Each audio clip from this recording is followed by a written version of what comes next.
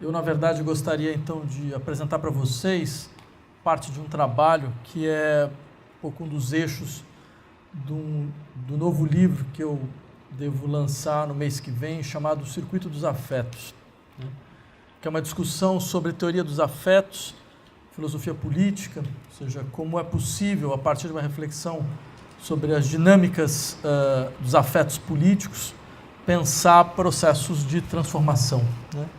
Eu gostaria então de começar discutindo um pouco uma relação possível ou uma não relação possível entre Freud e Hobbes a respeito dessas metáforas do corpo político, né? Para isso eu vou precisar fazer uma passagem não só pelo Hobbes, mas pelos textos sociológicos do Freud, e eu gostaria de terminar sugerindo uma leitura daquele que, a meu ver, é o texto político mais importante do Freud, mas talvez o mais negligenciado, ao menos nessa sua dimensão política, que é Moisés e o monoteísmo. Então vejam, normalmente nós acreditamos que uma teoria dos afetos não contribui para a compreensão da natureza dos impasses dos vínculos sociais.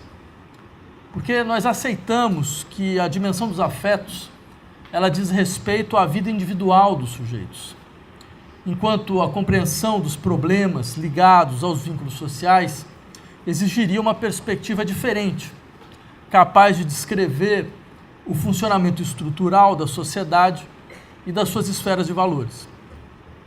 Os afetos nos remeteriam a sistemas individuais de fantasias e de crenças, o que nos impossibilitaria a compreensão da vida social como um sistema de regras e de normas. No entanto, acho que um dos pontos mais ricos da experiência intelectual de Sigmund Freud consistiu em insistir na possibilidade de ultrapassar essa dicotomia. Freud não cansa de nos mostrar quão fundamental é uma reflexão sobre os afetos. Isso no sentido de uma consideração sistemática sobre a maneira com que a vida social e a experiência política produzem e mobilizam afetos que funcionarão como base de sustentação para a adesão social.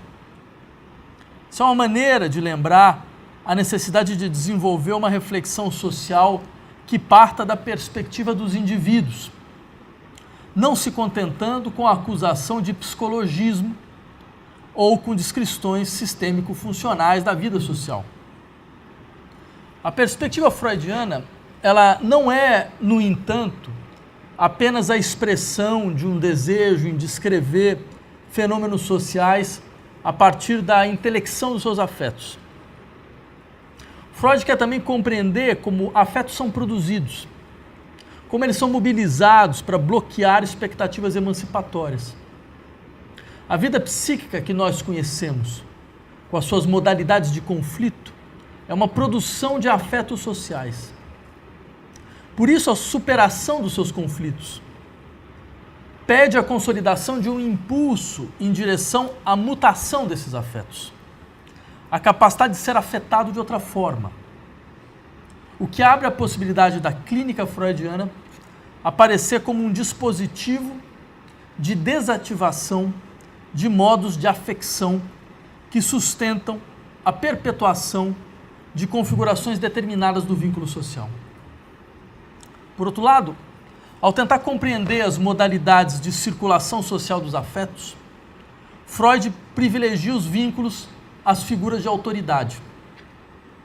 Freud acredita que, de certa forma, os vínculos à autoridade constituem sujeitos, através de processos de identificação, o que aparentemente poderia parecer uma regressão em relação a discussões, por exemplo, de cunho Foucaultiano, sobre a natureza produtiva dos vínculos às estruturas de poder disciplinar, assim como poderia dar a impressão de não haver vínculos políticos possíveis desprovidos de alguma relação a figuras personalizadas de autoridade. No entanto, acho que é o caso de se insistir como Freud parte da crença de nossa experiência política sempre se organizar a partir da referência a uma encarnação do poder. Essa referência pode ser atual ou ela pode ser meramente fantasmática, mas ela sempre se dá. Não há poder sem incorporação, não há poder sem encarnação. Seja em uma figura de autoridade, seja em uma classe, seja um partido, seja em uma liderança, seja uma linha de fuga, seja uma ideia diretiva, mas sempre é uma questão de saber como essas encarnações se dão e como elas mobilizam identificações que constituem sujeitos. Nós só podemos ultrapassá-la quebrando os afetos que ela produz e que a sustenta. Eu gostaria de discutir um pouco nessa conferência esse tipo de problema, ou pelo menos essa maneira de colocar os problemas, né? Ligados, digamos, à sustentação dos vínculos sociopolíticos. E eu queria partir para isso de uma consideração fundamental de Freud, que é o afeto que nos abre para os vínculos sociais, é o desamparo. E eu acho importante partir desse ponto, porque a princípio, Freud parece estar simplesmente repetindo uma ideia clássica na filosofia política, que vocês podem encontrar no Hobbes, por exemplo, a respeito do medo como afeto político central. Porque é o afeto mais forte que nos levaria a aquecer a norma, constituindo a possibilidade de uma vida em sociedade que nos permitiria nos afastar do estado de natureza. Queria lembrar com vocês algumas características importantes dessa ideia hobbesiana para mostrar como a ideia freudiana é radicalmente diferente do que vocês encontram no Hobbes, né? Vamos partir de uma afirmação do Hobbes, que é a seguinte: durante o tempo em que os homens vivem sem um poder comum capaz de mantê-los todos em temor respeitoso, eles se encontram naquela condição a que se chama guerra. E uma guerra que é de todos os homens contra todos os homens. Ou seja, a saída do estado de natureza e de sua guerra, de todos contra todos, um estado esse que seria resultante de uma igualdade natural, mas uma igualdade natural que não implica consolidação da experiência do bem comum. Ela implica conflito perpétuo entre interesses concorrenciais, né? Todos vocês de ciências políticas, vocês devem lembrar desse clássico livro do Macpherson, né, sobre o individualismo possessivo, né, onde vai insistir exatamente nessa natureza da guerra de todos contra todos no Hobbes, como um conflito perpétuo entre interesses concorrenciais de indivíduos, já que a sociedade para o Hobbes é uma relação de termos sem relação, né? Ou seja, indivíduos que não têm relação nenhuma natural, que devem estabelecer a partir da circulação de um afeto, que é o medo, a possibilidade de constituir o artifício da relação social, né? Vejam, a saída desse estado de natureza se faria, segundo Hobbes, pelas vias da internalização de um temor respeitoso, constantemente reiterado e produzido pela força de lei de um poder soberano. Porque, diz o Hobbes, se os bens forem comuns a todos, necessariamente haverá de brotar controvérsias sobre quem mais gozará de tais bens. E de tais controvérsias, inevitavelmente, se seguirá o tipo de calamidade a qual, pelo instinto natural, todo homem é ensinado a se esquivar. Essa proposição, ela ilustra como as individualidades seriam animadas por algo como uma força de um impulso dirigido ao excesso. Não pode haver bem comum porque há um desejo excessivo no seio dos indivíduos. Desejo resultante, segundo Hobbes, da natureza ter dado a cada um o direito a tudo. E esse excesso aparece não apenas através do egoísmo ilimitado, mas também através da cobiça em relação ao que faz o outro gozar, da ambição por ocupar lugares que desalojem aquele que eu vejo preferencialmente como um concorrente. Porque o excesso, como é o traço comum de todos os homens, só pode acabar no desejo pelo mesmo. Muitos, ao mesmo tempo, desejam as mesmas coisas. Assim, contra a destrutividade amedrontadora desse excesso que coloca os indivíduos em perpétuo movimento e que os leva facilmente à morte violenta, faz-se necessário o governo.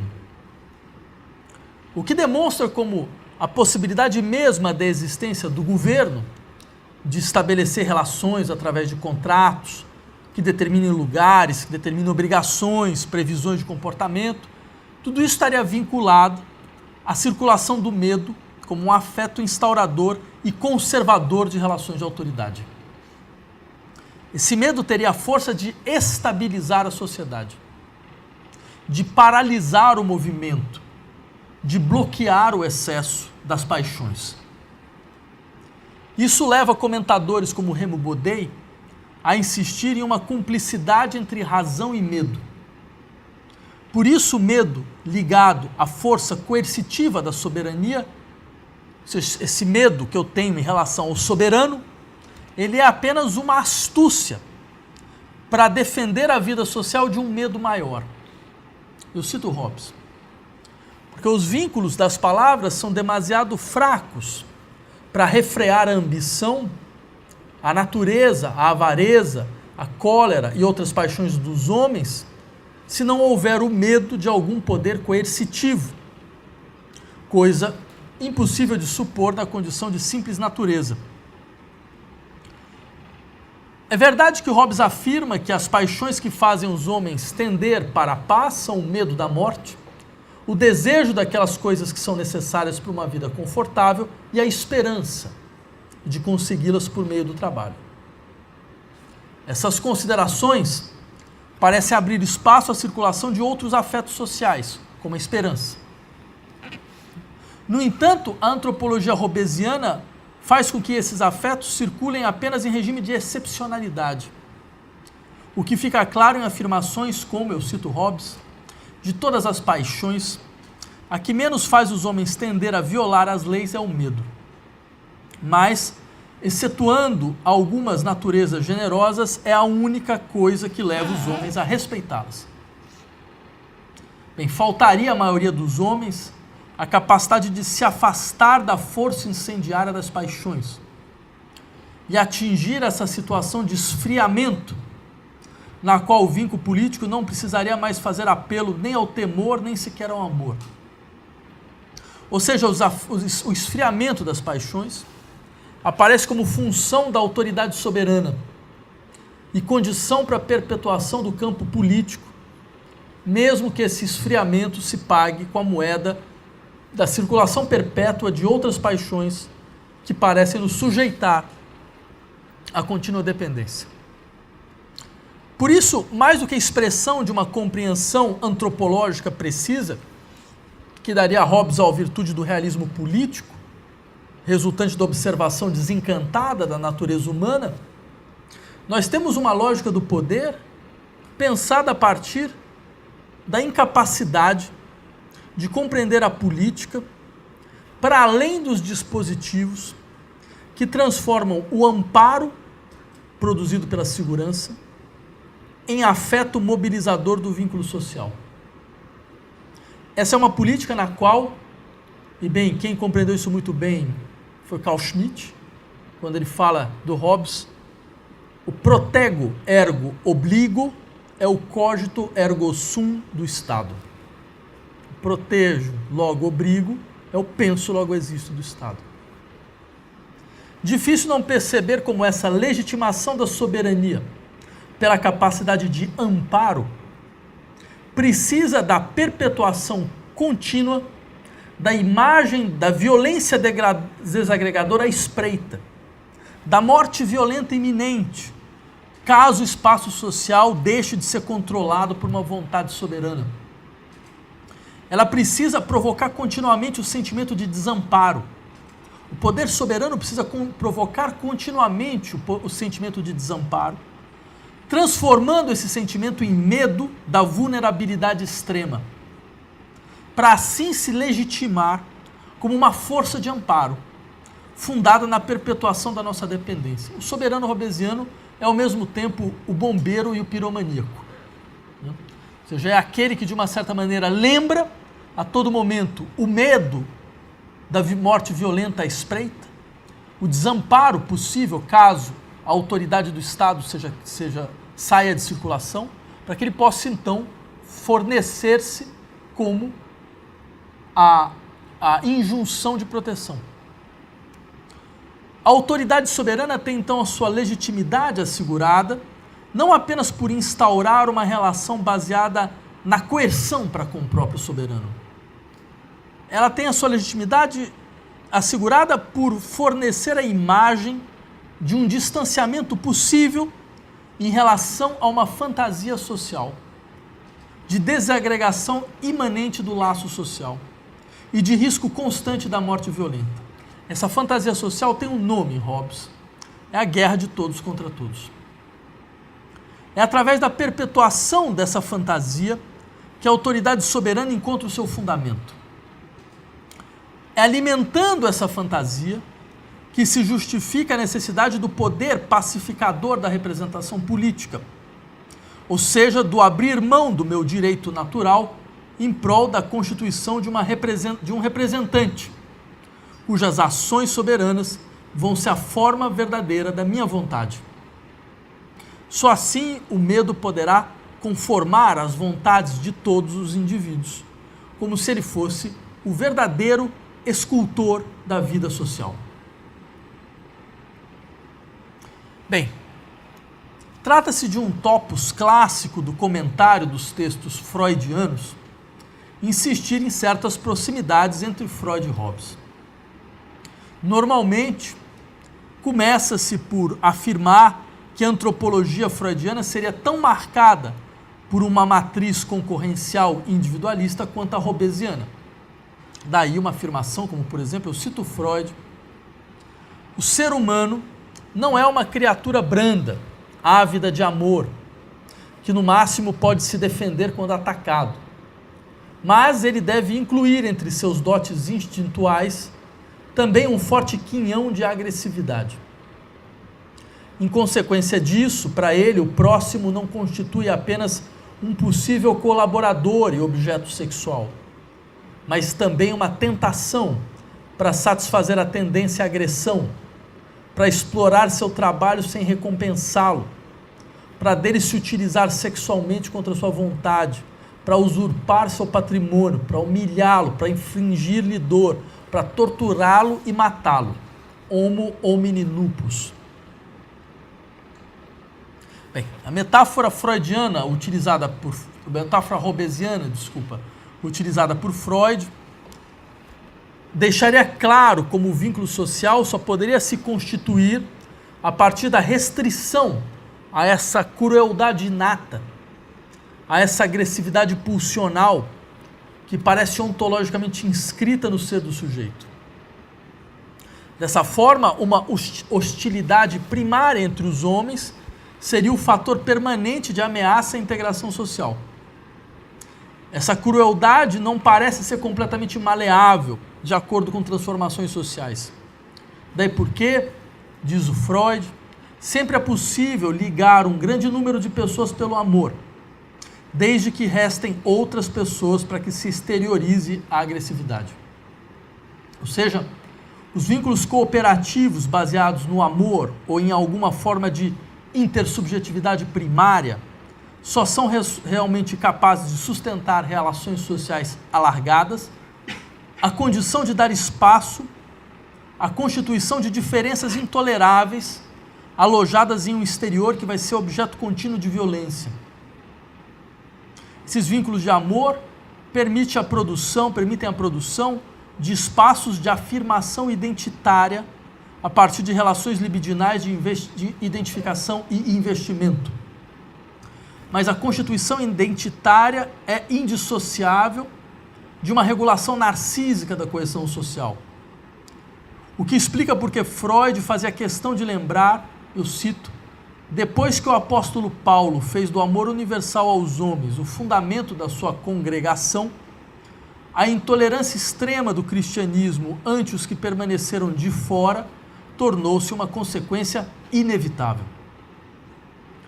Não é difícil compreender como essa exteriorização da agressividade assim como toda e qualquer aceitação de restrições pulsionais, só poderá ser feita apelando ao medo como um afeto político central. No entanto,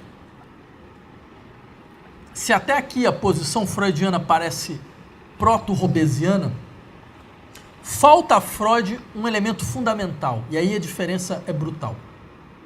Falta a Freud a aceitação hobbesiana da necessidade da soberania, como uma espécie de contra-violência estatal legítima, que por isso seria instauradora do direito e da associação contratual, porque ela seria limitadora da violência desagregadora dos indivíduos. Ao contrário, se Freud é atento ao mal-estar na civilização, é por saber que a crueldade entre indivíduos tende a ser repetida pela crueldade da pretensa contra-violência soberana. A limitação da violência desagregadora dos indivíduos é uma tarefa impossível, devido ao excesso irredutível de violência que a vida pulsional representa a toda a ordem social que procura integrá-la. Uma violência que não se conjuga apenas como agressividade contra o outro, mas que pode aparecer também como desagregação do eu enquanto unidade, como despersonalização, como destituição subjetiva, entre outros. No entanto, e aí a coisa é interessante, porque a limitação da violência dos indivíduos não é apenas impossível, ela é também ilegítima para Freud. Ela é ilegítima porque ela aparece como um processo produtor de sofrimento psíquico neurótico e de constituição de figuras de autoridade que retiram sua legitimidade da perpetuação da sujeição sob as máscaras da condição necessária para a conservação do vínculo social. Bem, dito isso, uma certa leitura corrente conclui que uma política emancipatória a partir de Freud seria simplesmente impossível. Só que eu diria que essa conclusão não é inelutável. Para qualificar melhor o debate, nós precisaríamos nos perguntar se é possível para Freud desenvolver formas de vínculos sociais não baseados no medo como afeto central. E é nesse ponto que acho importante nós introduzirmos reflexões sobre o desamparo. Na verdade, Freud pode nos mostrar como uma política realmente emancipatória funda-se na capacidade de fazer circular socialmente a experiência do desamparo e não de construir fantasias que nos defendam dela. Eu queria simplesmente, rapidamente, explicar o que Freud entende por desamparo nesse contexto. Hilflosigkeit. Desde Aristóteles, medo implica preparo e reação diante de um perigo real, iminente ou imaginado. Freud tem, por exemplo, uma distinção clássica entre medo e angústia. A angústia, diz Freud, tem uma inconfundível relação com a expectativa. É angústia diante, Erwartung, é uma angústia diante de algo. Nela há uma característica de indeterminação, de ausência de objeto. A linguagem correta chega mesmo a lhe mudar o nome quando ela encontra um objeto e substitui por medo, Furcht. Ou seja, nós podemos dizer que o medo é essa forma de angústia que encontrou um objeto. Ou seja, isso no sentido de um perigo, de uma reação a um perigo produzido por um objeto possível de ser representado. Pensando em uma chave não muito distante, Hobbes vai falar no medo como expectativa de um mal. Ou seja, a projeção futura de uma representação capaz de provocar uma forma de desprazer e de violência. E o fundamental aqui é, percebam, o medo é ligado a uma temporalidade da expectativa. Eu espero uma representação de um objeto que vai produzir alguma forma de desprazer. Por isso que medo e esperança, o Spinoza lembrava de maneira muito precisa que não há medo sem esperança e não há esperança sem medo. Porque todos os dois são afetos ligados a temporalidades da expectativa. A esperança é a expectativa de um bem que virá. O medo é a expectativa de um mal que virá. Então, se eu tenho expectativa de um bem que virá, então é impossível que a esperança não alimente também um certo medo de que o bem não venha ao final das contas. E vice-versa. Se eu tenho um medo do que virá, é impossível que o medo também não alimente uma certa esperança de que o mal não virá. Por isso que, do ponto de vista político, os dois afetos são intercambiáveis. Não há nenhuma mobilização afetiva ligada à esperança que não acabe por, de uma maneira ou de outra, produzir um grande medo. Por exemplo, os estudos sobre a Revolução Francesa lembravam disso muito bem. Não foi por acaso que logo depois de 1989, com toda a efusividade esperançosa da Revolução, aparece o grande medo de que aquilo que foi conquistado pudesse se perder a qualquer momento. E sem esse grande medo seria impossível compreender a guinada jacobina em direção ao terror. Agora, o que é interessante no desamparo de Freud é que o desamparo não é um afeto ligado à temporalidade da expectativa. O desamparo não há nenhuma expectativa no desamparo. O desamparo tem algo de desabamento das reações possíveis, de paralisia sem reação. Freud associa o desamparo à inadequação da avaliação da nossa força em comparação com a grandeza da situação de perigo. Quer dizer, o perigo é desmedido. Ele não é desmedido porque simplesmente é muito grande. Ele é desmedido porque não tem medida. Porque eu não sei como medi-lo. Porque eu não sei como avaliá-lo. Essa inadequação entre a minha capacidade, por isso que eu não consigo reagir.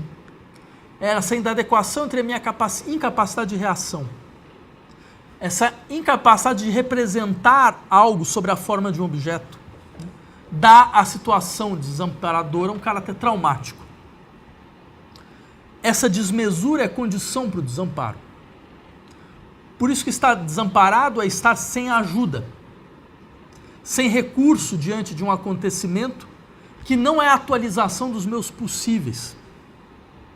Por isso ele provoca a suspensão, mesmo que momentânea, da minha capacidade de ação, de representação e de previsão. Estar desamparado é estar diante de algo que teve lugar, mas que não foi experimentado. E esse é um dado interessante, porque, a princípio, vocês poderiam dizer, não é evidente porque um afeto dessa natureza poderia ter alguma função política, a não ser no interior de um modelo de psicologização das demandas sociais, nas quais as exigências políticas tenderiam a se transformar em procura por formas de amparo. Essas políticas do care, do cuidado.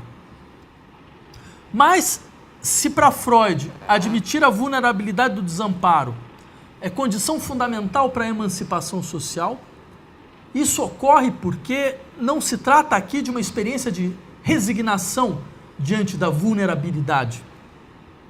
O que nós temos em Freud é uma maneira de pensar a afirmação do desamparo, com sua consequente redução de demandas por figuras de autoridade baseadas na constituição fantasmática de uma força soberana, ou mesmo por crenças providenciais a orientar a compreensão teleológica dos processos históricos.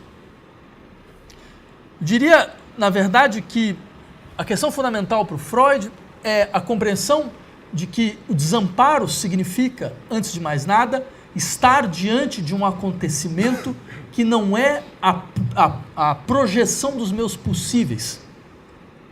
Ele não é a projeção de algo que eu já tenho experimentado como um possível. Ele é um acontecimento desmedido nesse sentido. Ele não se adequa à medida que eu tenho da experiência. Por isso, todo acontecimento desampara. Todo verdadeiro acontecimento desampara.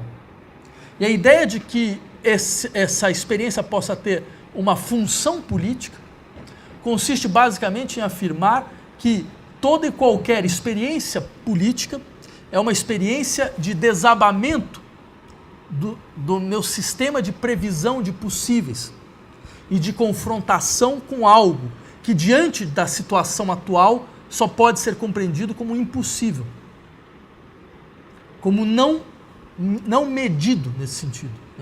Agora, o que é interessante dentro dessa discussão é que nós poderíamos dizer, por isso que todo acontecimento tem duas características fundamentais. A primeira delas, ele é contingente. Contingência aqui não pode ser entendida no sentido aristotélico clássico, aquilo que poderia ser de outra forma. Na verdade, contingência é quase literalmente o contrário nesse caso. É aquilo que, não podendo ser previsto, não podendo ser projetado, ao acontecer, instaura uma necessidade absoluta. Por outro lado, um acontecimento, ele tem como uma das suas características fundamentais produzir algo que nós poderíamos chamar de uma experiência de despossessão. Sujeitos são despossuídos por acontecimentos. Eles são despossuídos porque os acontecimentos não se organizam a partir de um sistema de possessibilidade. Ele não me é algo que me é próprio, certo? Que eu posso colocar como a minha propriedade, como o meu atributo, como o meu predicado, né? Ele é algo impróprio, aquilo que de uma maneira ou de outra quebra a minha possibilidade de estabelecer um vínculo por propriedade. Então, nesse sentido, daí a ideia, me parece que pode ser derivada do pensamento freudiano, que é o desamparo, é o afeto fundamental de todo e qualquer verdadeiro acontecimento. Bem, se esse for o caso, como que nós podemos então, de uma maneira ou de outra, pensar como Freud tenta dar conta desse tipo de situação? Né? Só uma coisa, quanto tempo eu tenho? Só para saber. É? Tem certeza que eu posso? É? Tudo bem. Nunca deve falar isso com um professor de filosofia, porque a gente fica falando horas e horas, né? Mas aí o que eu queria fazer era, de uma certa maneira, fazer um certo parêntese. Certo? E gostaria de falar para vocês de três textos fundamentais do Freud. Né? Totem Tabu, Psicologia das Massas e Análise do Eu e Moisés do Monoteísmo. Não se trata aqui de fazer uma leitura estrutural de três textos a toque de caixa, mas simplesmente tentar insistir para vocês numa linha de continuidade do pensamento freudiano que vai nos permitir, então, entender por que uma das questões fundamentais do Freud, no fundo, do ponto de vista político, não é um acaso que no interior da tradição da filosofia política nós pensemos a experiência política através da constituição de um corpo. Por exemplo, não é um acaso que Hobbes, por exemplo, quando vai falar da experiência política, fale da constituição da sociedade como um corpo político. Esse corpo político, vocês sabem, tem nome, é o Leviatã. O Leviatã é esse corpo no qual uma unidade social é possível através da integração de todos os indivíduos de maneira orgânica num sistema de alta funcionalidade, no qual cada parte tem a sua função e todas elas se organizam a partir da centralidade dessa egocracia, né? Desse corpo que tem a sua cabeça marcada pela figura do soberano. Bem, desde os textos do Kantorowicz, falando sobre os dois corpos do rei, né, lembrava como a vida social se constituía a partir de uma corporeidade dada pela soberania. Né? E essa metáfora não esperou o Hobbes para nascer, bem, já mesmo no Platão nós encontramos as metáforas do corpo social. Né? A questão interessante é por que essa metáfora ela é tão pregnante? Ela é tão insistente, ela volta a todo momento, de uma maneira ou de outra. Porque nós poderíamos aqui fazer uma leitura democrata proto-liberal, do tipo Claude Lefort, né, dizendo que a democracia é um poder descorporificado, é um poder sem corpo, né, que é um poder que quebra a ideia desse corpo uno, egocrata, que seria a mímese da vida social, o corpo político uma mímese da vida social organizada como um organismo. Né? Por isso, a democracia é um regime de político que pensa o lugar do poder como um lugar vazio. Ninguém pode falar em nome do povo. Ela está em contínua descorporificação. Né? Só que, ao invés de fazer esse tipo de leitura, eu gostaria de propor uma outra leitura, que é impossível descorporificar a política. Não é possível pensar uma política sem corpo. Toda a questão é o que nós entendemos por corpo. Porque aqui, é claro, dentro dessa tradição, que vai do Hobbes até a crítica ao Lefort, que o Lefort faz, né, dessa tradição, que tem no Hobbes uma das suas figuras centrais, o corpo é aquilo que garante a ficção da unidade, a ficção da ausência de conflito, a ficção da ausência de antagonismo e a ficção da organicidade. Então, um corpo como um organismo, de uma maneira ou de outra, fechado em si mesmo, autônomo e sem nenhum antagonismo interno. Mas o que é interessante é nós perguntarmos, afinal, de onde veio essa ideia de corpo? Mas quem falou que isto é um corpo? Que essa constituição imaginária de unidade é um organismo? Será que isso não é, de uma maneira ou de outra, uma metáfora biológica indevida? Será que nós, ao invés de tentarmos abandonar esta metáfora, nós não deveríamos então nos perguntar, mas e se a política não for a constituição de um corpo de outra natureza? Porque essas metáforas do corpo social, elas continuaram no debate político. Se vocês forem, por exemplo, em direção ao Deleuze-Guattari, é impossível pensar a vida social sem uma certa corporeidade. Só que aí é um outro tipo de corpo, que não é esse corpo unitário. É um corpo despedaçado, é um corpo fragmentado, é um corpo multiplicado. Não seria, então, o caso de pensar uma corporeidade da experiência política dessa natureza? Se esse for o caso, ainda haveria uma questão, que é: por que guardar a metáfora do corpo? Eu diria por duas razões fundamentais. A primeira delas é porque só um corpo pode afetar outro corpo. A política é uma questão de circulação de afetos e de mobilização de afetos. Nós somos corporalmente afetados pela política. E ignorar isto é ignorar toda a racionalidade do fenômeno político. Seria, de uma certa maneira, continuar com essa ideia platônica de que, como dizia o Platão no Fédon, bem, o corpo é aquilo que é o campo da particularidade e da irracionalidade. E que a política deveria ser a política racional, essa política que esfria as paixões, que esfria os afetos e que pode encontrar essa crença do melhor, a partir da crença no melhor argumento, ela pode encontrar então essa racionalidade que lhe seria própria, a argumentativa. Mas qualquer pessoa que argumenta politicamente sabe rapidamente que essa de todas é a pior ilusão.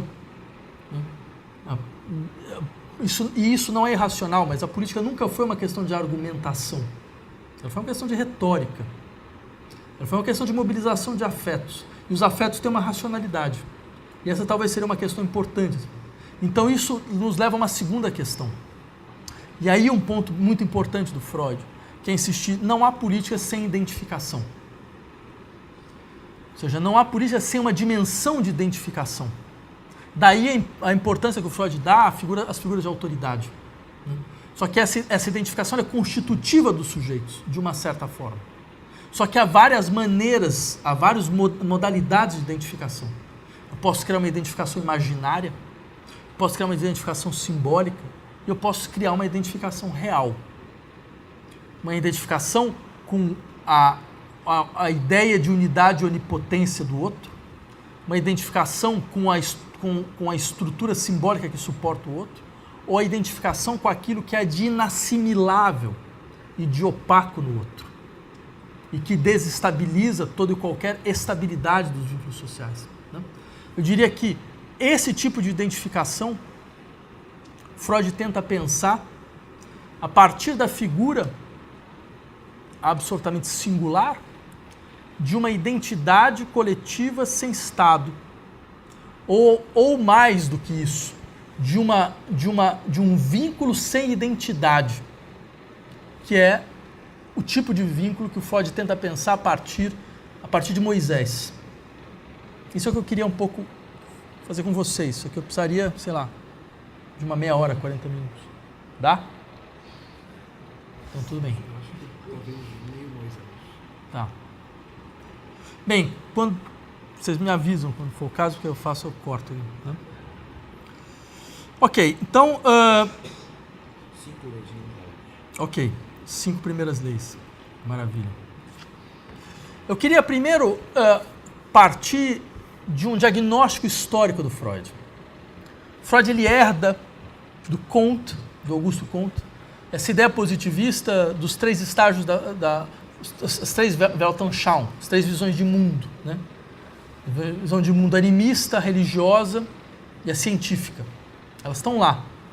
Só que tem um dado muito interessante no Freud, que consiste em dizer o seguinte: nossa era atual, esta nossa modernidade, não é como Max Weber imaginava, uma modernidade desencantada, uma ideia de desencantamento do mundo. Ela é uma modernidade marcada por uma visão religiosa de mundo, ainda hoje. Ou seja, há um poder teológico político, ainda hoje, nas sociedades ocidentais. Isso poderia parecer um contrassenso, ainda mais se vocês lembrarem desses diagnósticos que vinculam a modernidade às temáticas do desencantamento do mundo, do declínio da autoridade tradicional.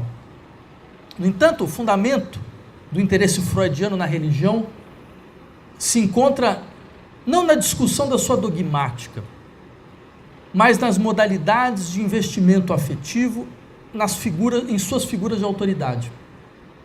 Ou seja, na estrutura libidinal do poder pastoral. Freud quer compreender por que esse poder pastoral permanece no presente.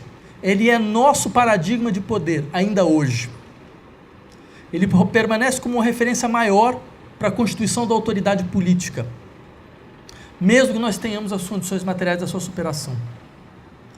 O que nos permite tematizar as estruturas teológicas do poder político nas sociedades modernas, a despeito dos discursos sociológicos sobre a modernização como modalidade de desencantamento do mundo. Bem, se esse for o caso, é muito interessante, porque o que o Freud vai insistir é que esse poder pastoral ele pode não estar presente do ponto de vista atual, mas ele está presente de maneira fantasmática. Há um fantasma social da espera de um poder pastoral, da procura de um poder pastoral, da demanda por um poder pastoral. E toda a questão que o Freud tenta entender é por que essa fantasia ela é tão constitutiva dos nossos vínculos sociais. Então, se nós voltarmos à ideia do Claude Lefort, do democracia como um lugar vazio, é quase como se o Freud dissesse: a democracia nunca foi um lugar vazio. Ela nunca conseguiu instaurar um lugar vazio do poder, porque esse lugar vazio ele é preenchido por uma elaboração fantasmática. Há uma fantasia que preenche esse lugar vazio e que marca esse vazio como uma espécie de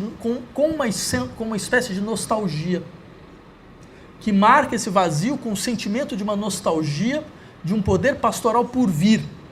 E não seria por outra razão que as regressões políticas ou as experiências autoritárias e ditatoriais não acontecem apenas em sociedades atrasadas, né?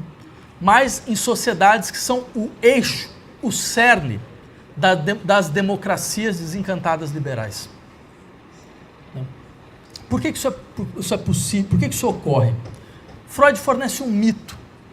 E, de uma certa maneira, esse mito é a maneira com que ele procura descrever esse processo. Esse mito é fornecido em Totem Tabu. Eu queria rapidamente lembrar vocês de alguns traços, né, e explicar, afinal de contas, por que, dentro de uma reflexão sobre natureza dos vínculos políticos, nós deveríamos nos reportar, pode parecer completamente absurdo, mas nós deveríamos reportar a um mito. Né?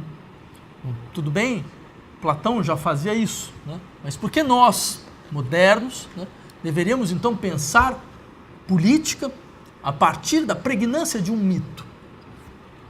Primeiro porque, bem, vocês sabem de que, talvez vocês imagino que saibam de que mito eu estou falando, desse famoso mito do pai primevo, que o Freud apresenta em Totem Tabu.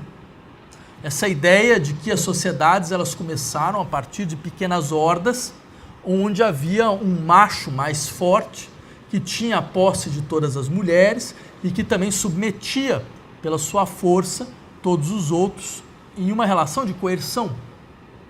E esse macho mais forte teria sido assassinado pelos seus filhos, né? E esse assassinato, ao invés de permitir a constituição de uma sociedade então igualitária, vai produzir um profundo sentimento de culpa, que vai marcar esse lugar do poder como um lugar vazio para sempre, que vai ser ocupado sempre por aqueles que, de uma maneira ou de outra, não serão capazes de estar à altura da figura do pai primevo. Lévi-Strauss, ao falar sobre esse mito, diz, de fato, isso é um mito, mas essa é a grandeza do pensamento freudiano, foi ter conseguido construir o mito da modernidade. O que não se faz todos os dias. O mito no sentido de quem, de uma maneira ou de outra, diz o que é importante é como as pessoas agem. E tudo se passa como se todos agissem tendo que dar conta do assassinato de um pai primevo do qual eles seriam responsáveis. Então, seja, esse como se, que constitui então essa dimensão, digamos, imaginária da sociedade, Freud vai lembrar, esse é o elemento mais real da vida social. Ele não é uma mera construção, ele é o que há de mais irredutível e real na vida social. E se nós quisermos realmente compreender os bloqueios, os impasses da vida social, nós devemos compreender inicialmente a força dessas fantasias que nos mobilizam, ou seja, desses mitos no sentido levi-straussiano, estruturalista do termo, certo? Uma construção simbólica que é capaz de dar forma a um conflito de outra maneira impensável àquela sociedade. Não? Então, por exemplo, eu lembro a vocês dessa maneira com que o Freud descreve. Eu cito: os irmãos haviam se aliado para vencer o pai, mas eram rivais uns dos outros no tocante às mulheres. Cada um desejaria, como pai, tê-las todas para si, e na luta de todos contra todos, a nova organização sucumbiria.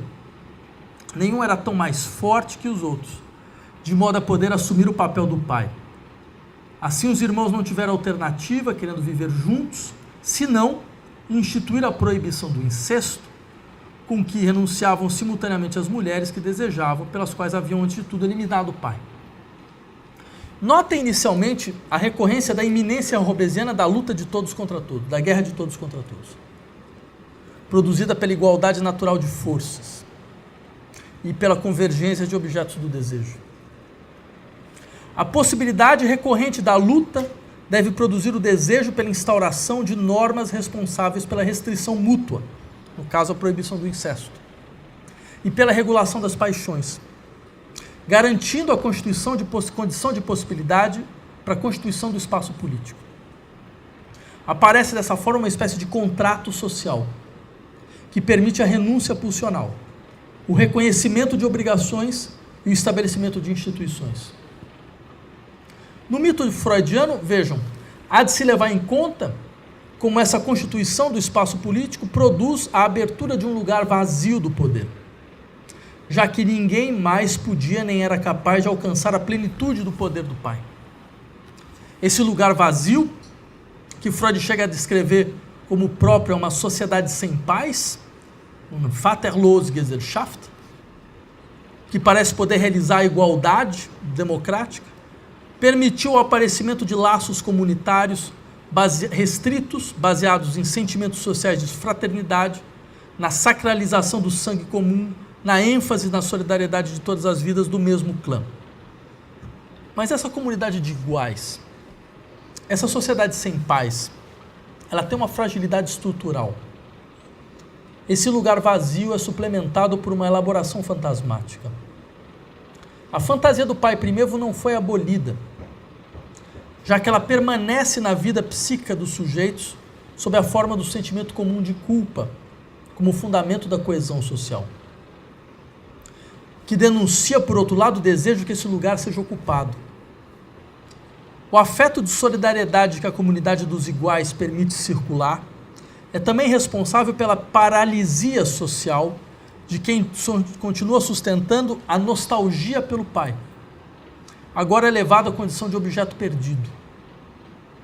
Sua morte se revelará não simplesmente como um assassinato, mas como um ato sacrificial capaz de estabelecer relações simbólicas de vínculo. Houve paz novamente, diz Freud.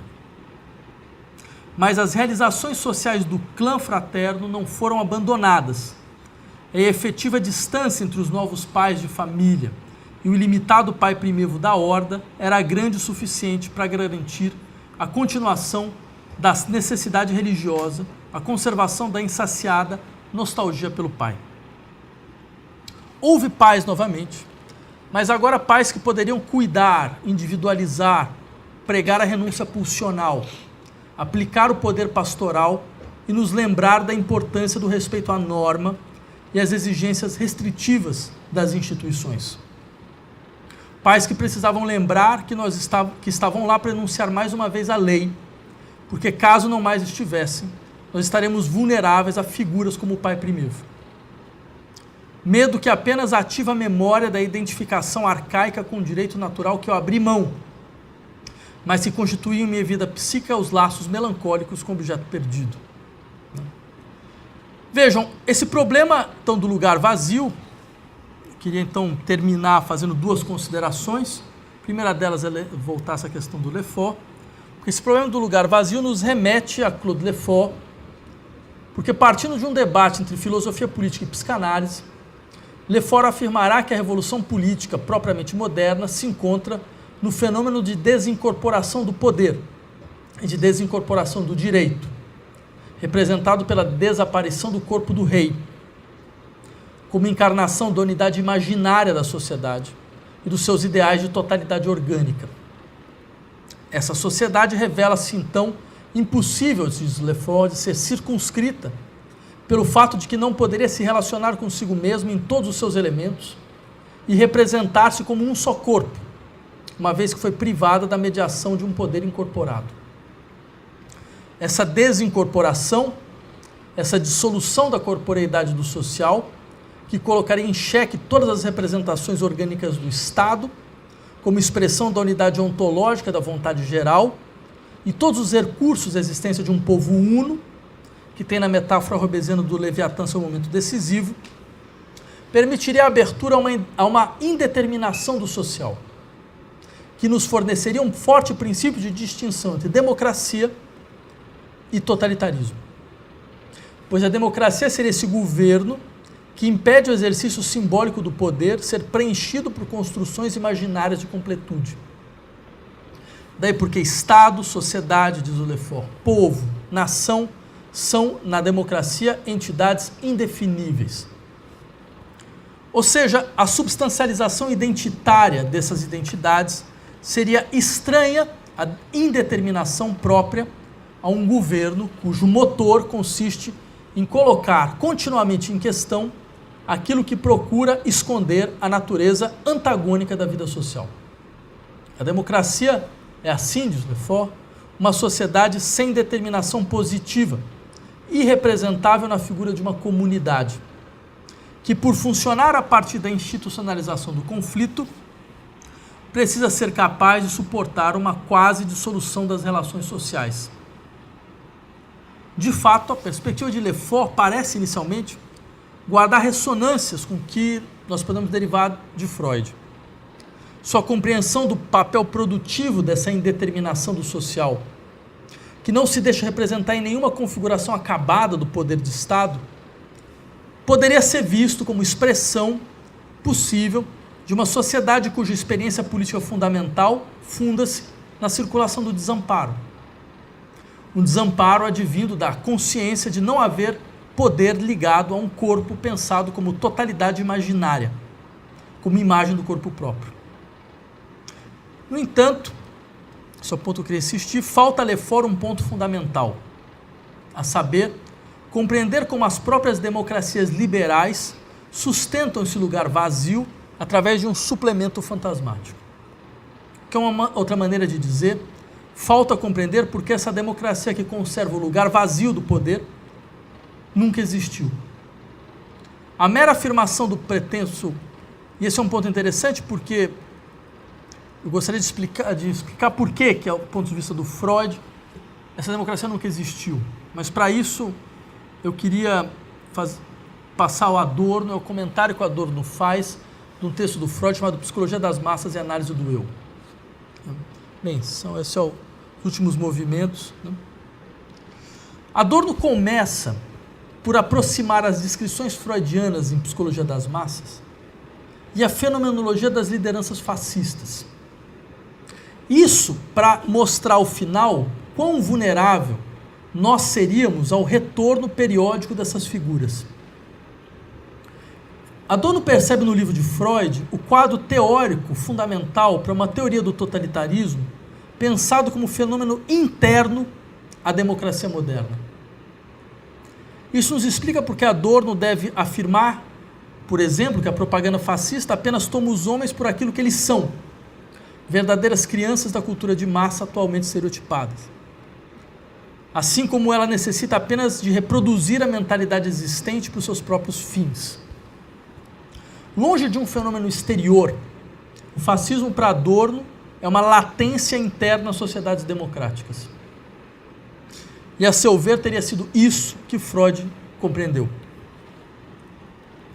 Através da teoria do desamparo, da sua teoria do desamparo, Freud insistia que as sociedades modernas estariam abertas ao retorno dessas figuras de autoridade vinda da linha direta do mito do pai primivo, ou que permitem a identificação com esses tipos ideais, que prometem a encenação de um lugar de excepcionalidade, no qual a transgressão da lei é possível. Graças a isso, a Escola de Frankfurt ela desenvolveu uma análise muito original dos líderes fascistas, ao mostrar que nós não estávamos diante de líderes que pregavam alguma forma de sistema law and order, repressivo. Na verdade, os líderes fascistas eram encarnações de sistemas sociopolíticos voltados à mobilização contínua de exigências libidinais de transgressões controladas. E aqui é um dado que eu acho muito interessante. Ou seja, o que é a ideia fundamental? Falar, totalitarismo não é um sistema law and order. Totalitarismo é um sistema através do qual a figura do poder transgride a lei a todo momento. E que, de uma certa maneira, todos estão numa posição de transgressão da lei. E como todos estão numa posição de transgressão da lei, é o poder discricionário que define, afinal de contas, quem deve ou não ser julgado por essa transgressão. Eu posso dar um exemplo pessoal, pedagógico, sobre isso. Uma vez eu aluguei um carro no Chile para subir a Cordilheira dos Andes. E tinha uma placa na estrada que falava: é obrigatório o uso de correias nos pneus, por causa da neve. Eu achava aquilo estranho, vi uma, duas placas, tal. Eu falei, não, vou esperar um policial aparecer e eu vou perguntar ao policial. E dito e feito, eu parei e perguntei ao policial, um carabineiro chileno, que é aquele tipo de sujeito que ainda não entendeu que a ditadura acabou. Então ele tem toda a figura ditatorial, né? Ainda está lá. Aí eu perguntei para ele, me diz uma coisa, por favor, é obrigatório o uso de correias nos pneus? Aí ele falou de maneira muito solene, senhor, é obrigatório, mas não é necessário. E isso foi fantástico, porque essa é a melhor descrição do que é uma posição totalitária. Entendeu? Ou seja, de uma certa maneira, todos vão estar fora da lei. E cabe, então, porque o próprio poder transgride continuamente as suas leis. Mas cabe ao poder, então, aplicá-la de maneira discricionária.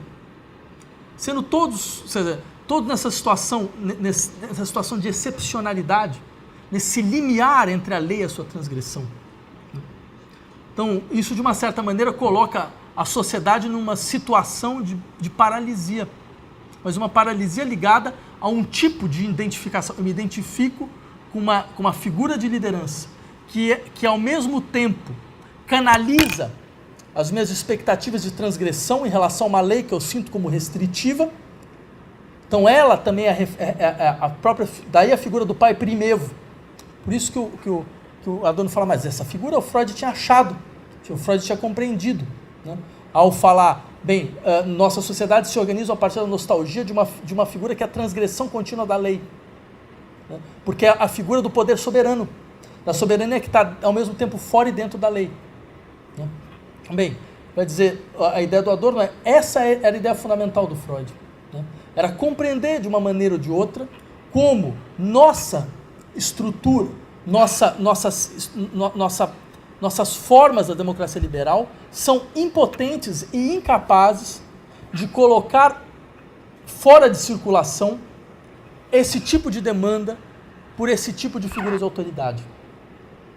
Porque, entre outras coisas, os indivíduos são constituídos de uma maneira tal que eles internalizam no seu supereu um tipo de representação psíquica desta natureza. E o poder não faz nada mais do que se aproveitar de uma espécie de internalização estrutural psíquica dos próprios indivíduos. Bem, dito isso, já que o tempo urge, eu queria, ou seja, em suma, se eu pudesse sintetizar, a ideia fundamental do Adorno é que os líderes fascistas permitiriam a manifestação do ressentimento contra uma lei que, em larga medida, fora compreendida como a repressão paga com a moeda da perpetuação da culpabilidade. Esse ressentimento é a astúcia da conservação que se alimenta da força da revolta. Adorno é muito consciente dessa dinâmica, o que lhe leva a afirmar, como uma rebelião contra a civilização, o fascismo não é simplesmente a recorrência do arcaico, mas é a reprodução do arcaico na civilização, pela civilização, quase uma reprodução em laboratório. Bem, dito isso, eu só gostaria de terminar, e aqui, última parte, lembrando de algumas considerações sobre Moisés, que aparece em Moisés e o monoteísmo. Por que isso? Porque, vocês percebem, nós temos aqui, então, uma figura de autoridade que nasce com o mito do pai primevo, e isso vai se constituindo como uma figura importante para analisar um modelo de identificação dentro de um certo tipo de latência das democracias liberais que dariam nessas figuras onde a transgressão da lei, a suspensão da lei e a enunciação da ordem se vinculam, né? E essas figuras que não são só, digamos assim, apanágio dos líderes fascistas, mas são traços constitutivos de todas as figuras autoritárias das democracias liberais. Poderia fazer aqui um grande painel, né? Berlusconi, Sarkozy e companhia, né? Só para mostrar como havia uma linha contínua, né? Muito clara, de lógica, né? Mas o que é interessante é que o Freud também desenvolve a figura de uma outra figura, a imagem de uma outra figura de autoridade. E aí entra a figura do Moisés. Eu queria só rapidamente falar 2 ou 3 coisas a respeito disso. Eu queria começar com uma frase, a primeira frase de Moisés no monoteísmo, que é a seguinte: privar um povo do homem a quem enaltece como o maior dos seus filhos não é algo que uma pessoa empreenda com gosto ou de maneira leviana, sobretudo quando ela mesma pertence a esse povo. Porém, não nos deixemos persuadir por nenhum exemplo a preterir a verdade em favor dos supostos interesses nacionais. E também podemos esperar que o esclarecimento de um estado de coisas nos proporcione um ganho de conhecimento. É assim que começa o Homem Moisés e a religião monoteísta. O objetivo do texto freudiano é claro: quebrar a ilusão que funda os vínculos entre política e produção de identidades coletivas. Revelando no cerne das identificações com a autoridade soberana, que constitui o povo enquanto unidade, algo que lhe priva da segurança fundamental das relações de filiação. Freud não recua da sua ideia do caráter constitutivo das relações de identificação entre autoridade e identidades coletivas. Recuar dessa ideia seria colocar em questão sua tese sobre a natureza produtiva dos vínculos libidinais. Em seu livro, Freud chega mesmo a afirmar: foi o homem Moisés que criou os judeus. No entanto, há identificações que permitem a determinação do repertório de imagens ideais que guiarão o eu. Há identificações que definirão o modo de inscrição de sujeitos em funções simbólicas. Mas há identificações que confrontam sujeitos com o núcleo inassimilável e inapreensível do outro, irrepresentável do outro. Essas identificações têm algo de insuportável, na medida em que desamparam os sujeitos de determinações estáveis e seguras. Eles produzem um desencontro violento que, mesmo sendo violentamente recusado de início, continuam ressoando até serem capazes de criar laços políticos completamente novos. É dessas identificações que, à sua maneira, fala Freud. A base do argumento de Freud consiste na defesa de que Moisés teria sido um egípcio que transmitiu aos judeus a religião monoteísta de Ignaton, a religião de Atom. Um líder estrangeiro, como um corpo estranho e inassimilável no lugar do poder. Não há identificação narcísica possível aqui. Moisés não é como seu povo. Ele não fala a mesma língua materna. Ele não tem a mesma história nem os mesmos afetos. A religião que ele prega é sem imaginário. É avessa a todo ritual, todo sacrifício e magia. Ela é universalista e abstrata como um quadro de Malevich. Ela é a expressão de um Deus pacifista que nada diz quando perguntado sobre quem é, a não ser a tautologia vazia do Ié Achei Ié, do eu sou o que sou. Se nós quisermos uma versão inicial do que poderá parecer, isso é outra coisa. Por isso, não pode haver especularidade alguma entre o egípcio Moisés e os judeus. Daí porque ele produz uma encarnação autonegadora.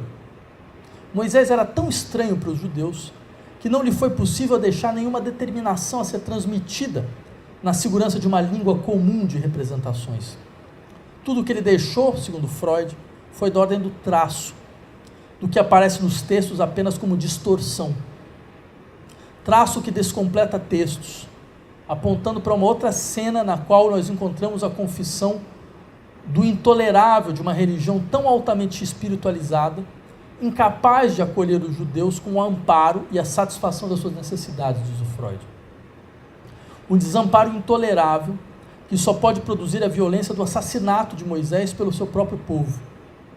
Um assassinato que vai ser, no fundo, o início de uma relação indestrutível. Lembrem que Moisés ainda tem uma outra característica decisiva, uma característica deleuziana, digamos assim. Ele é aquele que impõe aos judeus o movimento, fazendo-lhes errar durante 30 anos no deserto. Um líder não será assim quem de fato fundará o vínculo a um território, mas ele é quem imporá ao povo uma errância, que exprime as perdas dos laços a um lugar. Moisés, o egípcio, que coloca um povo estrangeiro diante da errância do nomadismo e do irrepresentável. Ele é a figura necessária para uma liderança que permite ao povo se identificar coletivamente com um desejo que não se aquieta na conformação atual das normas, que nos inquieta na procura de ser afetado de outra forma, ser criado de outro material. No entanto, como sempre acontece em Freud, o assassinato é uma forma de vínculo, de repetição. O que parecia perdido retorna, sob a forma do vínculo a uma ideia de transformação. Do assassinato de Moisés segue a adoção de outra religião e de outro Deus pelos judeus. Um Deus vulcânico, sinistro, violento, que vaga pela noite e teme a luz do dia. Um Deus da tribo árabe dos midianitas, a saber, Jeová. Esse Deus novo, estranho, é anunciado por outro profeta, um midianita chamado também de Moisés. mas em uma impressionante formação de compromisso e de jogo de duplos, que lembra a força de descentramento das afinidades miméticas, o Deus da religião de Atom vai ser paulatinamente integrado a Jeová, assim como o Moisés egípcio vai ser fundido no Moisés midianita. Nesse processo de fusão, na qual as identidades opostas se interpenetram em quiasma, a tendência originária vai aos poucos desconfigurar os limites estreitos dos vínculos presentes. O passado explode os limites do presente. Contrariamente ao pai primevo de Totem Tabu, o que vem agora do passado recalcado não é uma regressão, é a fidelidade a um acontecimento de transformação que nunca se realiza por completo, mesmo que fragilize continuamente a estabilidade da situação atual. Diz Freud, então, do meio do povo, numa série que não acabaria mais, se levantaram homens que não estavam ligados a Moisés por sua origem, mas que foram arrebatados pela grande e poderosa tradição que pouco a pouco crescera na obscuridade. E foram esses homens, os profetas, que pregaram incansavelmente a antiga doutrina mosaica de que a divindade desdenha sacrifício cerimonial, exigindo apenas fé e uma vida na verdade e na justiça. Dessa forma, os traços da religião insuportável do egípcio Moisés continuarão presentes, de forma distorcida, como uma tendência subterrânea a ser escavada, e como princípio motor de uma transformação que poderá avançar ou simplesmente ficar por muito tempo soterrada. Uma maneira freudiana de mostrar como a crítica opera não através da tentativa de construir princípios completamente novos, mas através da exploração da ambiguidade do que parecia até então familiar. A crítica é a construção do estranhamento no interior do que até então fora familiar e bem conhecido. Ela opera ao desintrincar o real no interior do imaginário. Uma extração de fragmentos de outro tempo, um tempo das promessas ainda não realizadas, mas nunca completamente esquecidas. Foi a crença de que traumas sempre permanecem em pulsação e de que em alguns desses traumas se encontram nossas experiências mais valiosas que abriu para Freud uma porta de esperança na política. Esperança que se alimenta de uma crítica que opera com as estratégias do estranhamento, um Heimlichkeit, que escava o tempo com a certeza de que os desejos de transformação que nos habitam vêm de longe e que dessa forma fornece a base de uma política que descobre a força transformadora do desamparo. Essa é a política que Freud nos legou e que nunca foi tão atual. Era isso. Muito obrigado.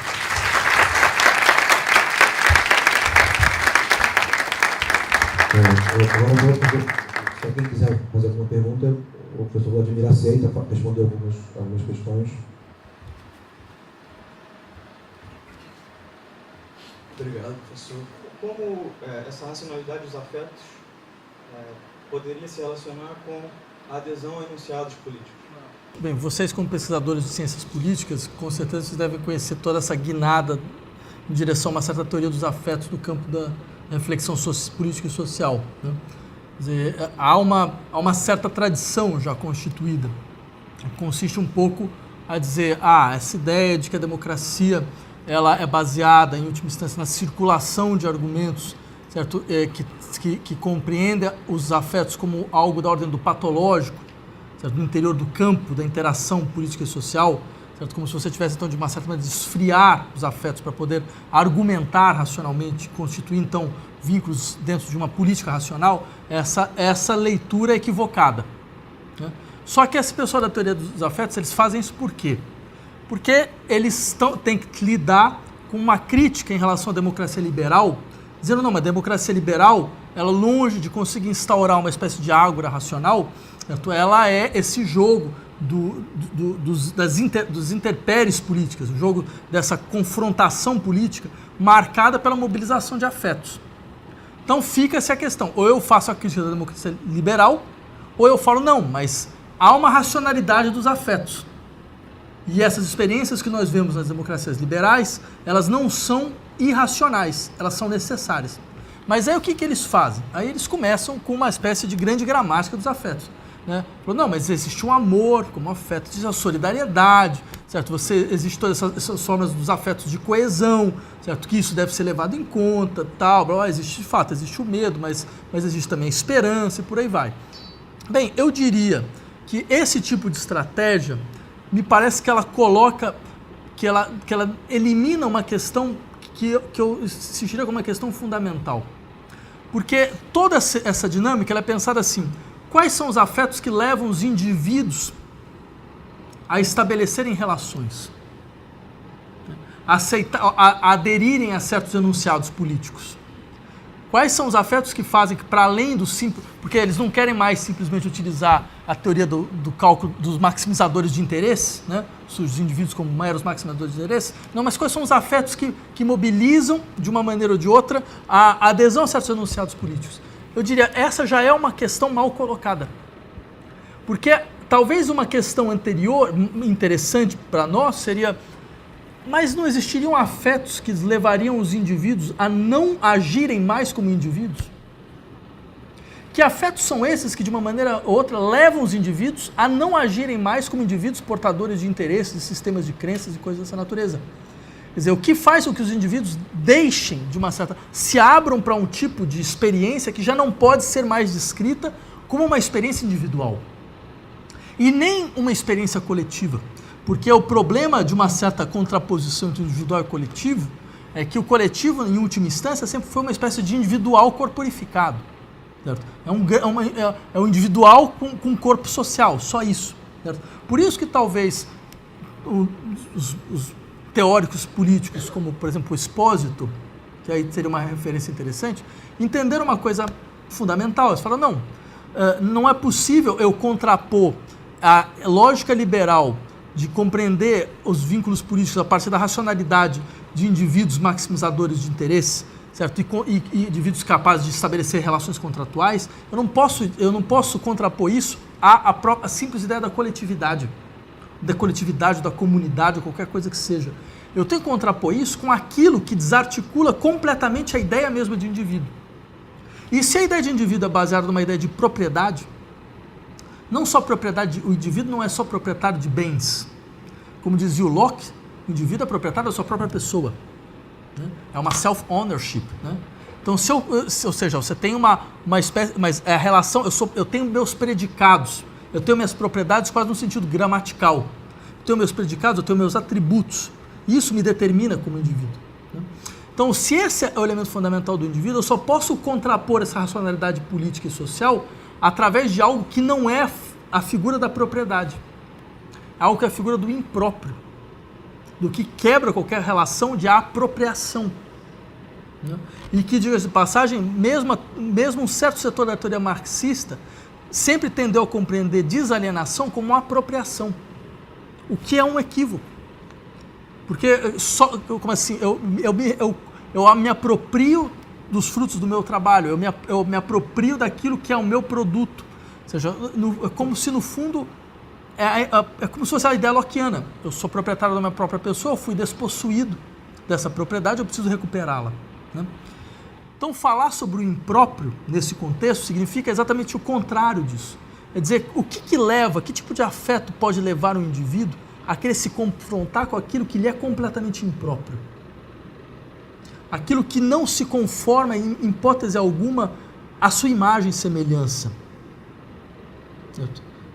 Então, nesse sentido, eu acho que essa seria uma questão interessante. Há afetos dessa natureza? Porque se não houver afetos dessa natureza, então não faz o menor sentido nós fazermos algum tipo de crítica à democracia liberal. Nós nunca vamos sair do horizonte da democracia liberal. Porque nós nunca vamos sair do horizonte, sabe, dos afetos dos indivíduos. Mas se nós acreditamos que a democracia liberal é algo a ser superado, então é necessário que você diga, mas existem afetos que nos levam para fora da nossa condição de indivíduo. E que tipo de afeto é esse? Por isso que eu achei que seria interessante recuperar essa ideia de desamparo do Freud. Quer dizer, você pode falar, mas que coisa estúpida. Quer dizer, imaginar que as pessoas se ligam a certos enunciados políticos devido à força de desamparo que esses enunciados têm. Pode parecer uma coisa completamente contrassenso, porque, ao contrário, nós nos vincularíamos a enunciados que nos amparam, né? Nem que seja revolução vindoura no interior de um grande ciclo teleológico, né, de realização da história, coisas dessa natureza. Né? Pois bem, acredito que, ao contrário, certo?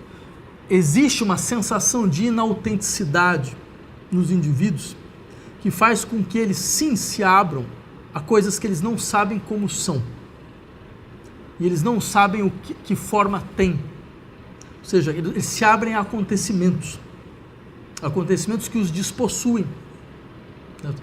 Que de uma certa maneira os invade, de uma maneira invasiva, quebrando o seu sistema, assim, de segurança. Nós não somos só animais à procura de segurança. Nós somos sujeitos que necessitam continuamente de um espaço de insegurança, como condição para a constituição de um tipo de experiência, que é a experiência da mobilidade e da criação. Né? Então, eu diria, há algo disso na experiência política. Mas para que seja possível, de uma maneira ou de outra, pensá-lo, seria necessário primeiro pensar essa questão psicológica. Que tipo de afeto nos abre para isso? Como ter esse indivíduo propenso a ser afetado dessa forma, de uma forma a transformar algo que, como você mesmo colocou, ele sempre retorna essa necessidade de uma figura de poder, essa necessidade de uma figura de poder, podemos até ir a Nietzsche, uma necessidade de rebanho, uma necessidade de, enfim, como para nós chegar a essa constituição de um espaço de mobilidade é um cosmopolitismo? É uma quebra de fronteiras reais, de lei, de constituições, é uma ecopolítica, enfim. Tá. Veja, eu diria, acho que tem algumas questões. A primeira delas, eu diria o seguinte, toda dificuldade consiste em pensar que os indivíduos nunca são somente os indivíduos. E o seu sistema de mobilização de ações, o seu sistema de motivação de ações, nunca é somente o sistema de motivações de ações de um indivíduo. Né? Acho isso um dado absolutamente central e é necessário lembrar isso em todas as suas instâncias. Né? Por exemplo, quando Freud falava a estrutura das nossas fantasias não são individuais. Elas são histórias de desejos desejados, que nos constituem. E a partir do momento que elas começam a entrar em circulação, elas nos despossuem. Ela nos leva para pontos nos quais não era, do ponto de vista do interesse individual, é irracional. Certo? Quer dizer, por outro lado, se você pensar todas essas teorias que vão existir, veja, se eu tentar explicar todos os sistemas, os fatos sociais a partir dos sistemas de interesses individuais, lembra, por exemplo, do Bataille dizendo, eu não consigo explicar o sagrado e o erotismo. Eu não consigo explicar, ou seja, esses fenômenos nos quais que são completamente constitutivos, que nos dizem respeito, que nos são constitutivos, que de uma maneira ou de outra eles aparecem hoje como fenômenos patologizados. Esses fenômenos de despersonalização, de destituição subjetiva, que tendem, que são tendencialmente vistos hoje como fenômenos no limite do patológico. Né? Quer dizer, esses fenômenos, de uma certa forma, garantem a circulação de afetos que, do ponto de vista dos interesses individuais, são irracionais. Eu diria que a questão interessante é politizar esses afetos, de uma maneira ou de outra. Certo? Agora, nesse sentido, o que significa, entre outras coisas, politizar tais afetos? Significa, primeiro, compreender que esses afetos podem construir identificações. Eles podem construir formas de incorporação, que não é só o medo que incorpora, que não é só a esperança que incorpora. Né? Eu até insistiria, por exemplo, Foucault, quando tenta recuperar uma certa moralidade das virtudes, recuperando a coragem como uma virtude, né? Quer dizer, como, em última instância, não coloca nesses termos, mas eu diria, o projeto tem muito dessa natureza, recuperar a virtude a coragem como uma virtude moral, né? Quer dizer, eu diria que essa experiência freudiana de que não se cura o desamparo. Não se cura o desamparo, não se responde ao desamparo. Não há resposta. Ao contrário, o desamparo pode, de uma certa maneira, produzir uma forma de coragem diante do desamparo, né? Que pode, entre outras coisas, ser uma coragem que te abre para a confrontação com uma certa impropriedade. Uma impropriedade que aparece na experiência política, que aparece na estrutura das relações intersubjetivas, certo? E por aí vai. Ou seja, eu diria que se algo desta natureza ainda habitar os indivíduos, certo? Então é possível você pensar outras formas da política. E eu insistiria nessa metáfora. Isto habita nos indivíduos, sem ser necessariamente eles. Da mesma maneira como há várias coisas que nos habitam, sem ter necessariamente a forma da autarquia do eu que nós nos tornamos, de uma certa maneira. E eu diria, por isso que eu diria, é triste uma política que tem medo de lidar com essa situação, com esse tipo de afecção. Que no seu limite pensa que o processo de desalienação é a constituição de uma ideia de autonomia que, no final das contas, é nada mais do que a autonomia típica da filosofia moral do século XIX aplicada ao campo político. Mas eu diria, a função da política não é criar sujeitos autônomos, certo? Isso é um equívoco moral absurdo. Eu diria, um pouco como Derrida, a função da política é criar uma heteronomia sem sujeição. É uma outra coisa, completamente diferente. É a capacidade que os sujeitos vão ter, então, de poder entrar em relações de heteronomia sem ser relações que os sujeitam, sem ser a figura de uma sujeição. Ok? Boa noite, colegas. Boa noite, professor. Eu queria pedir licença, na verdade, para fazer um questionamento que tem um caráter um pouco diferente, mas como a gente já está se aproximando do final, e a gente veio lá do Rio Grande do Sul, eu me sinto à vontade para fazer, porque eu acho que o professor tem pensado bastante, já tem escrito sobre isso. Embora não tenha uma vinculação direta com a exposição, mas eu acho bastante interessante. A minha questão, na verdade, tem a ver e reflete, assim, menos a trajetória de alguém que tem mais intimidade com as teorias de Freud, mas alguém que tem bastante curiosidade com a conjuntura que a gente vem vivendo no Brasil e esse momento bastante complexo, né? Onde, de alguma forma, essa ideia da dimensão simbólica das disputas políticas parece cada vez mais evidente, né? A gente tem um sistema político, assim, na minha opinião, cada vez mais polarizado, digamos assim, na sociedade, né? Em termos de PT e PSDB, como se fossem projetos radicalmente distintos. Embora cada vez mais eu penso que em termos de implementação de políticas, enfim, a gente pode pensar que eles têm sido, na verdade, cada vez mais parecidos. Então, se o senhor pudesse falar um pouquinho sobre a conjuntura que a gente vem vivendo e como o senhor, se é possível pensar, né, nessa ideia de que, enfim, os conflitos que a gente tem assistido têm relação cada vez mais com uma polarização que talvez tenha esse forte grau simbólico, né? Obrigada. Ok, eu falaria basicamente o seguinte. Se vocês quiserem minha análise, eu diria, minha análise parte do princípio de que a nova república acabou. Ela não existe mais. E acho que não foram muitos que entenderam isso até agora, né? E acho importante, primeira coisa para você sair de uma crise, é você reconhecer que ela existe e do que ela realmente trata, certo? Essa não é uma crise econômica. Eu nunca vi uma crise econômica onde um só banco, certo, como o Banco Itaú, faz um lucro trimestral de 5 bilhões e 900 milhões de reais. Isso não pode se chamar de crise. Você pode ter um deslocamento de capital do setor produtivo para o setor financeiro, mas crise não, né? Então, eu diria, essa crise é uma crise política fundamental, mas não é uma crise política porque o lulismo se esgotou. Ela é uma crise política porque uma era política brasileira acabou. Ela acabou por completo. E a gente está numa posição muito parecida a um sonho que o Freud descreve na interpretação dos sonhos. Ele fala que ele está numa mesa, assim, que é uma mesa de jantar, né? Toda a família em volta, o pai dele aqui do lado, E aí o pai está lá falando alegremente com todo mundo, e de repente o Freud começa a entrar em profunda angústia e depressão. E ele acorda e começa a pensar, por que eu estava assim, que aconteceu? Ele fala, claro, porque o meu pai estava morto e não sabia. Então a gente está numa posição como essa. Todos os atores políticos estão mortos. Só que eles agem como se não soubessem.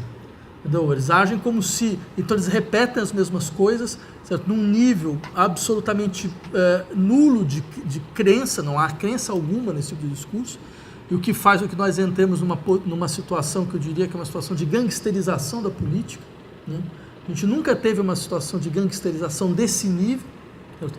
Eu nunca vi na história brasileira uma comissão, uma CPI da Câmara dos Deputados que é utilizada para intimidar uma advogada de defesa de uma operação do Ministério Público, certo? Que coloca em xeque, inclusive, o próprio presidente da Câmara, certo? E ela é simplesmente intimidada, como se a gente estivesse na Chicago dos anos 30, certo? E nada acontece, no final das contas.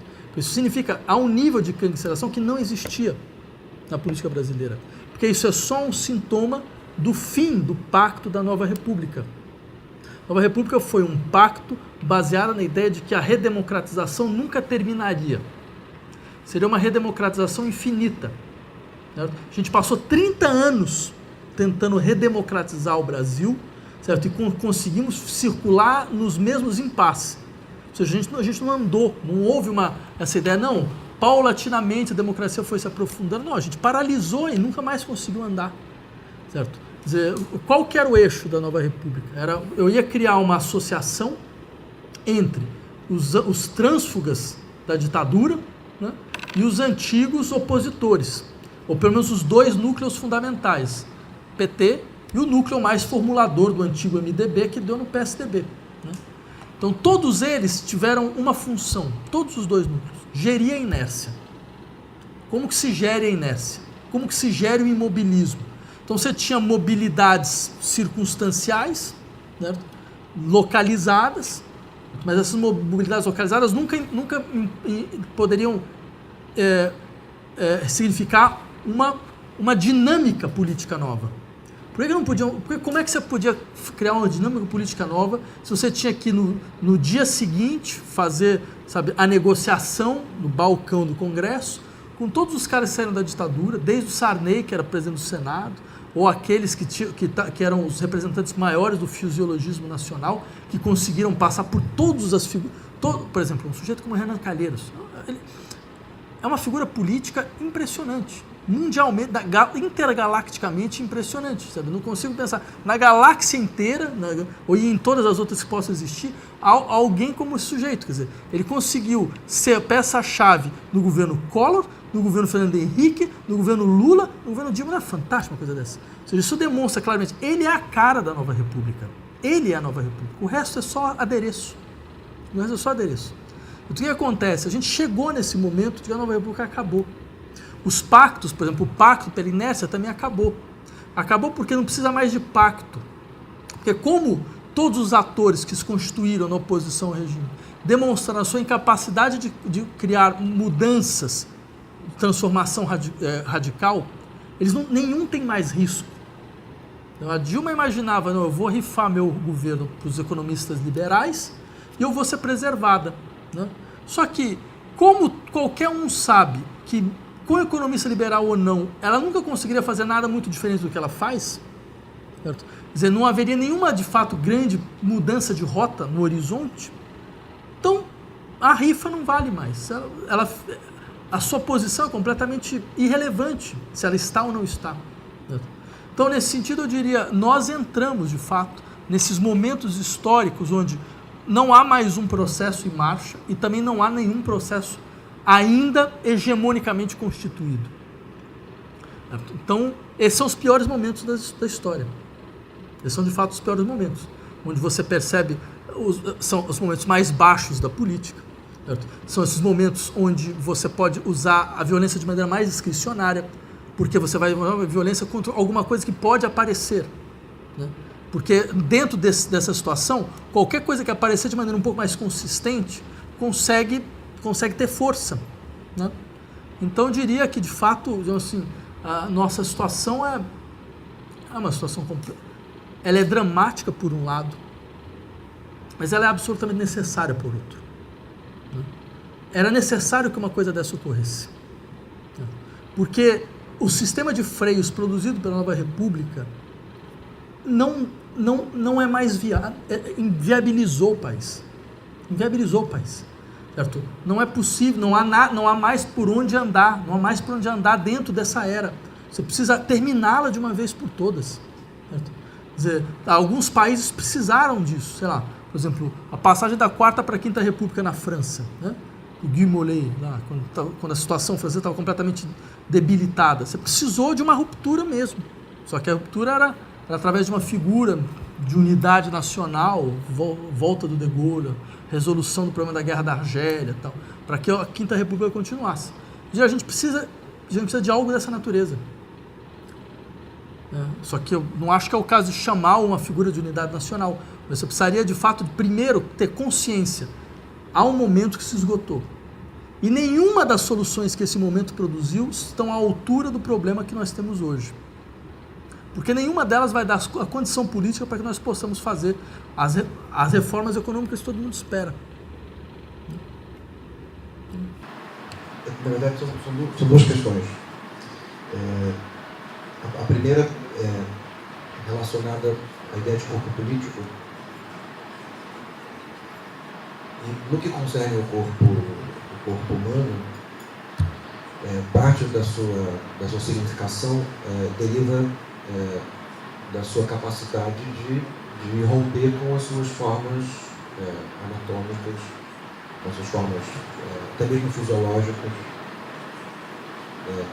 Por mais que exista uma imago do corpo, parte até mesmo da significação dessa imago habitual se deve ao fato de que nós conseguimos romper com ela em momentos diferentes, na atividade artística, literária, política até mesmo, na resistência política.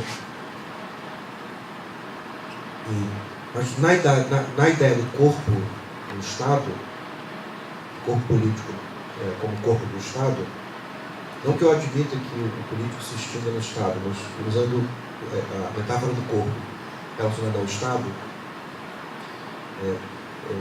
eu gostaria que você comentasse acerca da admissibilidade ou inadmissibilidade dessa quebra com a anatomia. Em última instância, o que permite a previsibilidade se a previsibilidade do Estado é alguma coisa que faz sentido, em última instância, você espera que ele mantenha formas anatomicamente controladas. Eu saiba até onde ele vai e saiba o que ele não pode fazer. E aí eu gostaria que você comentasse então a admissibilidade e inadmissibilidade de que o Estado assuma um corpo anatomicamente não mais fundado. Um corpo amorfo, e com as consequências todas que essa amorfia poderia trazer. A segunda questão concerne a ideia de que você diz, a democracia liberal, ela digamos assim, que ela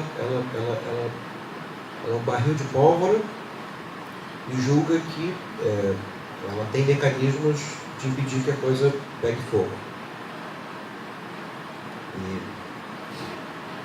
E um dos mecanismos pelos quais ela supostamente evitaria que as coisas pegassem fogo concernem, como você bem disse, me parece, a uma herança teológico-política, uma bagagem que ela recebe, e bagagem essa pela qual a soberania, o Estado, monopolizaria a violência. Monopolizaria a violência como a faísca que faria com que as coisas pegassem fogo. Ou seja, o Estado poderia fazer com que as coisas pegassem fogo pelo domínio da exceção. Ele abriria a comporta da violência, as coisas pegariam fogo, mas uma vez que não abre a comporta, só ele pode abrir a comporta, as coisas não pegariam fogo. A minha pergunta é quão realizável é essa promessa? ou se as coisas já não estão incendiadas. Tem um filme que eu acho muito bonito, que é o primeiro filme que o Charlie Kaufman dirigiu, que é o roteirista que dirigiu esse filme, que é o Cinedoc. E nesse filme tem um par romântico do ator do principal, que faz o Seymour Hoffman, e é uma moça que está numa casa em chamas. Ela não se queima, mas ela está numa casa em chamas. Talvez alguém que chegue lá não preparado se queime, mas ela mora numa casa em chamas. O sofá está em chamas, a chaminé em chamas, as portas em chamas. E o quanto essa imagem serve para a democracia no seu sentido liberal? Olha, eu diria o seguinte: primeiro, sobre a questão do corpo político, eu acho que, por exemplo, a biologia fala do corpo como um sistema em desequilíbrio permanente. Né? Se você pegar, sei lá, biólogos como Henri Atlan, por exemplo, que essa é a afirmação dele, vai desenvolver exatamente essa ideia para falar, porque ele faz parte dessa tradição canguilhemiana de lembrar um corpo é aquilo que é capaz de produzir uma anomalia, e se essa anomalia ela demonstrar uma ampliação da possibilidade de ação, ela é transformada em norma. Né?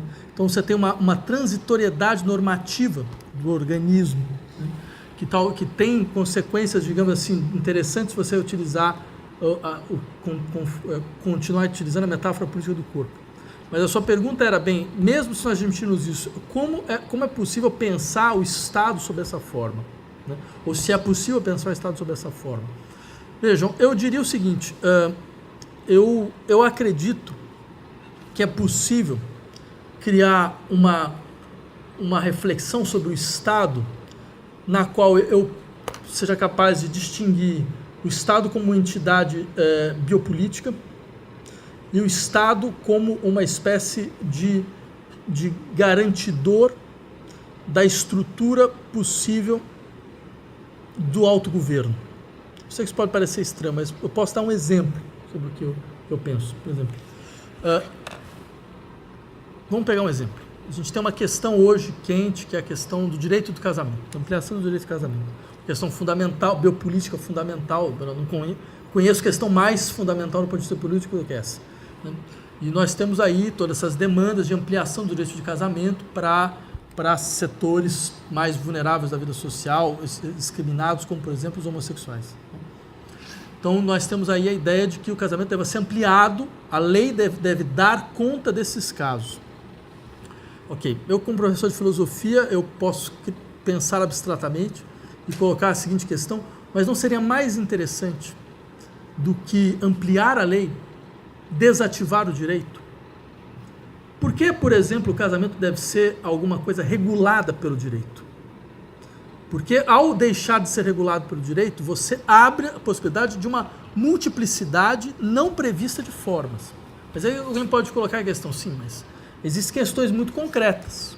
O casamento também é um contrato econômico, entre outras coisas. Não expressamente politiza o casamento. Mas, por exemplo, sei lá, você é um contrato onde você leva em conta a experiência social da vulnerabilidade das mulheres, né, que isso é um fato histórico, maior vulnerabilidade econômica das mulheres, e por isso você criou leis para tentar garantir que numa situação, por exemplo, de fim de casamento, essa vulnerabilidade não exploda. Então, o marido é obrigado a pagar uma pensão, você tem a questão como se define as posses dos bens, a partilha dos filhos e coisas dessa natureza.